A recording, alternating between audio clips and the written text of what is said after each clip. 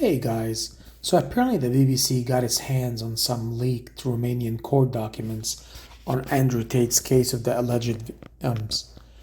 The court documents state that one of the females was forced to earn 10,000 euros per month and had to stay on TikTok for 12 hours a day with only 5-minute bathroom breaks, and the defendant, Andrew Tate, was forcing her to earn the aforementioned money and threatening to beat her if she doesn't perform her job.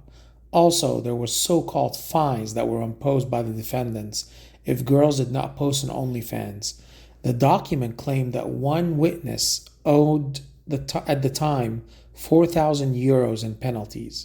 Another piece of testimony alleges that another witness was described working on TikTok and OnlyFans platforms for several months in 2021 without a contract, on a schedule by one of the defendants saying that she was allowed to keep 50% of her earnings, with the remaining 50% divided by the Tate brothers and their alleged managers. Here's the interview of one of the girls. It was just constantly feeling inferior to him.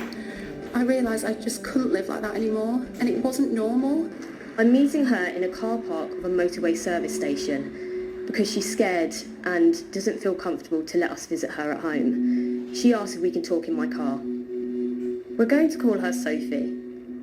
She's worried about a possible online backlash from Tate's followers. If you need to stop and just take a breather, let us know because we can do that. Okay, thank you. Thanks for that. Her hands are shaking as she speaks. It's very difficult because I don't feel like a victim. I mean, all the choices I made were of my free will. He didn't, bundle me up in a bag, throw me in the back of a lorry and drive me there. At what point does the emotional or psychological manipulation turn into being forced to do something? Everyone's been in love before. Everyone knows the power of that emotion and the things that you do for it.